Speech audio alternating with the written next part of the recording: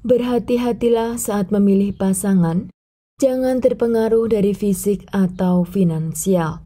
Karena pada akhirnya, Anda tidak akan hidup bersama fisik juga hartanya, namun dengan karakternya.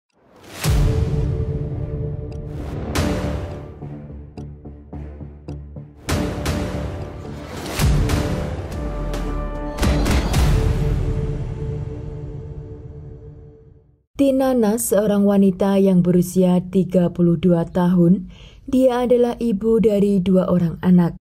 Namun anak-anak tersebut buah cintanya dari laki-laki yang berbeda. Anak pertama Tina, dia bernama Ben, dia berusia 12 tahun. Sedang anak kedua Tina, dia bernama Liam dan berusia 2 tahun. Tina tinggal di kota Penzance Cornwall di negara Inggris. Tina menjalin hubungan dengan ayah anak keduanya selama 4 tahun dan pria tersebut bernama Paul. Karena hubungan mereka tidak sejalan dan Tina pun memutuskan untuk berpisah. Pada tahun 2009, kedua anak Tina sedang berada di rumah Paul. Karena saat itu, Tina mendapat undangan untuk keluar bersama saudaranya yang bernama Lorien ke sebuah klub malam. Di klub tersebut, Tina melihat seorang pria yang menarik perhatiannya, dan pria tersebut bernama Shane Jenkins. Tina teringat jika 10 tahun yang lalu, yaitu pada tahun 1999, pria itu pernah dikenalkan oleh temannya, dan saat bertemu lagi di klub, Tina langsung jatuh cinta. Shane juga teringat pertemuan dengan Tina 10 tahun yang lalu, di mana saat itu Shane memiliki tinggi badan sekitar 1,9 dan berbadan sangat atletik. Dan menurut Tina, dia masih sama setelah 10 tahun tidak bertemu. Karena waktu sudah malam, Tina membawa temannya dan juga Shane pulang ke rumah saudaranya. Teman lain Tina yang bernama Danieli, dia juga datang ke rumah tersebut. Dan malam itu ketika Danieli melihat Shane ada di sana, Danieli mengajak Tina untuk ke belakang dan bertanya kepadanya apa yang dilakukan Shane di rumah itu. Danieli mengatakan kepada Tina jika pria itu baru saja keluar dari penjara karena telah menginjak kepala seseorang hingga mengakibatkan kerusakan saraf otaknya. Danieli menyarankan kepada Tina untuk menjauhi pria tersebut karena dia dikenal sebagai orang yang sangat abusif. Tidak lama kemudian, Shane merasa tidak nyaman berada di rumah tersebut. Dan Shane segera meninggalkan rumah itu. Setelah pertemuan malam itu, Tina berusaha mendekati Shane dan menanyakan lebih dalam apa pekerjaannya dan apakah dia sedang menjalin hubungan dengan seseorang. Namun Shane mengatakan jika dia masih single setelah putus dengan pacarnya 7 bulan yang lalu. Dan saat itu dia bekerja sebagai pendekor. Shane kala itu meminta nomor telepon Tina dan Tina pun langsung memberikan nomor teleponnya. Menurut Tina, Shane adalah tipe orang yang sangat romantis dan sangat perhatian dengannya, tidak seperti pertemuannya 10 tahun yang lalu. Setiap Tina ingin menghabiskan waktunya bersama Shane, dia akan menaruh anak-anaknya di rumah Paul. Setelah dekat beberapa waktu, Tina membawa Shane pulang ke rumah untuk dia kenalkan kepada kedua anaknya. Shane menunjukkan kedekatan dengan kedua anak Tina dan Shane terlihat sangat perhatian dengan mereka. Namun Tina merasakan keanehan jika berjalan dengan Shane di tengah kota. Banyak orang yang menjauhi Shane dan terlihat takut dengan kehadiran mereka. Suatu hari, saudara Tina mengundang Tina dan Shane untuk menghabiskan malam bersama di rumahnya. Namun malam itu, Shane tidak datang ke rumah saudara Tina, dan Tina pun berusaha untuk menghubungi Shane, namun tidak mendapat jawaban. Hingga Tina akhirnya memutuskan untuk mendatangi rumah Shane dan memastikan dia dalam keadaan baik.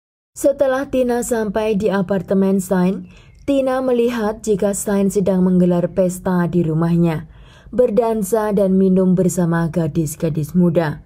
Tina meninggalkan apartemen tersebut dan pergi ke rumah saudaranya. Zain mengejar Tina hingga ke rumah saudaranya. Dan di sana, Zain mengajak Tina dan juga Lauren untuk bergabung ke pesta di klub malam. Namun karena keadaan Zain sudah dalam keadaan mabuk, di klub tersebut dia mulai membuat onar dengan memukuli orang-orang yang ada di dalam klub. Maka Lauren memutuskan untuk meneruskan pestanya di rumah dan mengundang beberapa teman mereka. Di rumah Lauren, Zain membuat onar untuk kedua kalinya. Dia memukuli dan mengusir semua orang yang ada di rumah Lauren tanpa alasan yang jelas. Setelah itu, Zain bermalam di rumah Lauren. Keesokan harinya, Zain bangun dan kembali menjadi orang yang perhatian, juga lemah lembut kepada Tina dan juga Lauren. Zain akan menghubungi Tina jika ada perlunya. Selebihnya, dia akan menghilang begitu saja. Namun Tina masih dibutakan oleh kecintaannya terhadap fisik Zain, maka ketika Zain datang ke Tina, dia selalu memaafkan apa yang telah dia perbuat dan menjadi sepasang kekasih seperti pada normalnya. Pasangan ini selalu menghabiskan waktu mereka dengan miras, klub, dan juga pesta. Suatu hari, Zain mengajak janjian bertemu di sebuah klub dan ternyata Zain datang setelah pesta berakhir. Dan ketika dia datang ke pesta itu, dia langsung memaki-maki Tina dengan kata-kata yang tidak pantas di depan banyak orang, dengan mengatakan jika dia telah berselingkuh dan berdansa dengan laki-laki lain. Zain tidak mau dibilang sebagai pelaku kejahatan, maka jika dia melakukan kekerasan terhadap orang lain, dia akan melemparkan kesalahan tersebut kepada Tina. Tina pun meminta maaf atas keributan itu dan menerima Zain kembali kepadanya. Keesokan harinya, Zain memposting foto di sosial media dengan wanita lain, dan itu membuat Tina sangat cemburu. Namun Tina tidak punya pilihan lain, karena dia masih sayang maka menerima Zain dengan segala apa yang telah dia lakukan kepadanya. Hingga suatu malam Tina mengatakan kepada Zain jika dia ada janji dengan temannya di luar, dan Tina meminta kepada Zain untuk tinggal dan menemani anak-anaknya di rumah. Tina keluar malam itu dan minum dengan teman-temannya. Hingga saat pulang tengah malam, Tina harus diantar oleh salah satu temannya. Malam itu Tina sampai muntah di kamar tidurnya. Dan setelah dia sadar, dia melihat teman perempuannya tidur di ruang tamu bersama dengan Zain. Tina malam itu meminta Zain untuk keluar dari rumahnya dan Zain sangat marah hingga dia memegang wajah Tina dengan sangat kuat.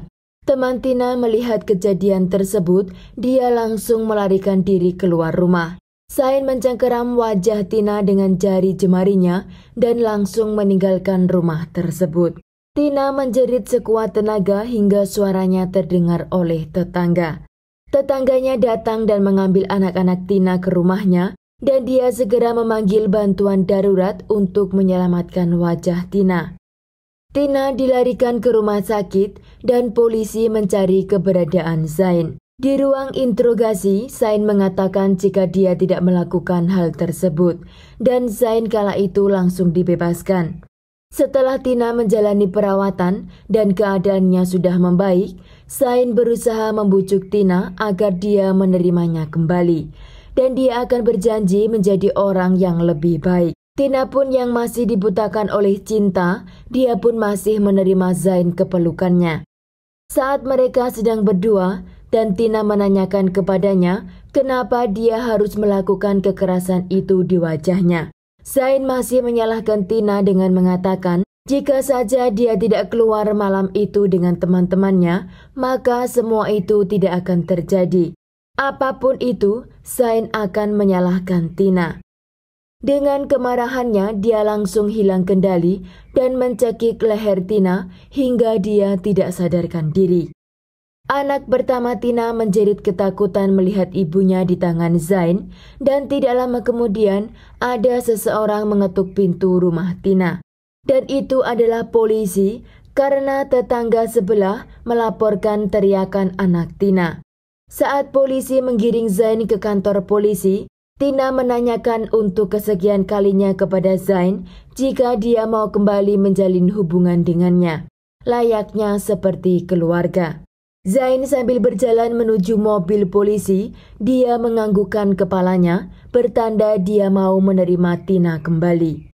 Dan ketika di pengadilan, Zain mendapat tuduhan melakukan kekerasan terhadap Tina. Tina menarik laporan tersebut dan memberikan versi lain dengan mengarang cerita jika semua kejadian itu adalah kesalahannya. Dan karena dia terlalu cemburu dengan Zain. Dan luka-luka yang ada di tubuhnya juga wajah tersebut karena dia terjatuh dari tangga dan bukan karena kelakuan Zain.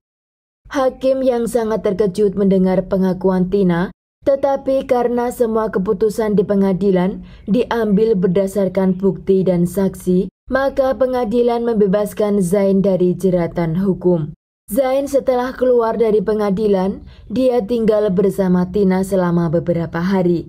Dan Tina pun mengira jika Zain telah berubah. Pada bulan April tahun 2011, Zain melihat di dekat rumah Tina ada warga baru dan Zain sempat mengobrol dengan mereka. Namun Tina merasa cemburu dengan kedekatan Zain dan tetangga barunya. Tina sempat bertanya kepada Zain tentang apa yang dia lakukan di rumah tetangga barunya. Namun Zain tidak begitu merespon apa yang ditanyakan oleh Tina. Lalu Tina pun memutuskan untuk istirahat di kamar tidur. Namun Tina terbangun karena merasa ada seseorang menutup wajahnya. Ternyata spray telah menutup wajah Tina dan itu hukuman Zain kepadanya karena telah mencemburuinya tanpa alasan yang jelas. Tina pingsan beberapa kali dan akhirnya Tina tersadar. Dan dia pun meminta maaf untuk kesalahannya. Barulah Zain membuka spray dari wajah Tina. Namun permintaan maaf Tina tidak cukup untuk Zain, hingga dia melakukan hal yang sangat mengerikan. Dengan kedua tangannya, Zain mencongkel biji mata Tina, hingga biji mata itu keluar dari tempatnya. Tina pun seketika berteriak, namun tidak mendapat bantuan dari tetangga. Karena saat itu malam telah larut. Anaknya yang besar terbangun karena teriakan ibunya.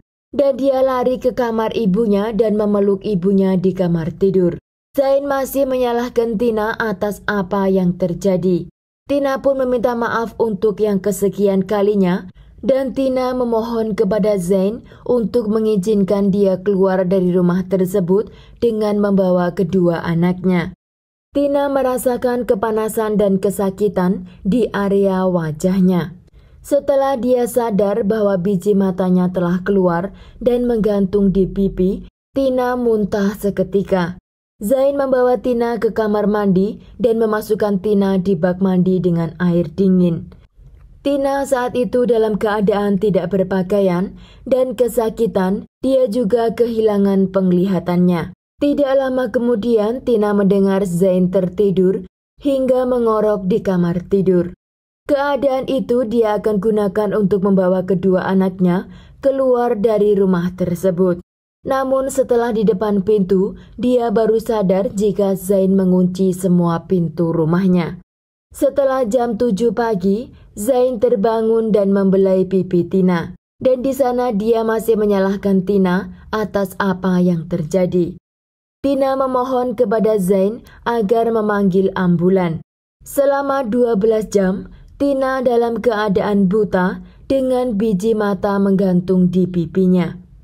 Namun Zain mengatakan jika dia tidak akan memanggil ambulan, tetapi dia memberi izin agar Tina memanggil Paul untuk mengambil anak-anaknya. Tina yang saat itu tidak memiliki pulsa di handphonenya, maka Tina menyuruh anaknya yang besar yang bernama Ben untuk pergi ke rumah neneknya dan menyuruh mereka agar Paul menelpon ibunya di rumah. 2 menit kemudian Ben kembali ke rumah ibunya dan setelah itu Paul menelpon Tina. Tina mengatakan kepada Paul via telepon bahwa dia butuh bantuannya untuk mengantarkan ke rumah sakit. Beberapa menit kemudian, Paul membuka pintu rumah Tina dengan kunci yang dia pegang. Zain mengatakan kepada Paul jika Tina dikeroyok dua wanita. Paul pun langsung masuk ke kamar anaknya yang bernama Liam dan menggendongnya keluar. Paul berusaha masuk ke kamar di mana Tina berada, dan di sana Tina mengatakan agar dia tidak masuk ke kamar tersebut karena Tina tidak mau Liam melihat keadaannya. Namun Paul terus berjalan mendekati Tina yang sedang duduk di pinggir ranjang, dan seketika Paul menjerit karena melihat biji matanya menggantung di pipi. Paul mengatakan bahwa dia akan segera menghubungi ambulan. Paul turun dengan menggendong Liam dan segera memanggil ambulan. Tetangga pun datang ke rumah Tina karena mendengar jeritan dari Paul. Tetangganya itu melihat Tina di atas kamar tidur dalam keadaan tidak berpakaian. Lalu dia bantu memakaikan baju sebelum ambulan datang. Tina dilarikan ke rumah sakit dan menurut dokter mata kiri Tina harus dicabut sepenuhnya karena sudah tidak bisa diselamatkan. Zain setelah Tina dilarikan ke rumah sakit, dia langsung meninggalkan rumah tersebut. Dan dia menuju ke klub di mana dia sering nongkrong di sana, dan di sana dia mengatakan kepada orang-orang apa yang telah dia lakukan kepada Tina dan dia menceritakan secara detail. Tina mengatakan kepada polisi tentang apa yang dilakukan Zain kepadanya. Setelah mendapat pengakuan dari Tina, polisi segera melakukan penangkapan kepada Zain. Dan Zain di ruang interogasi, dia mengakui semua kesalahannya.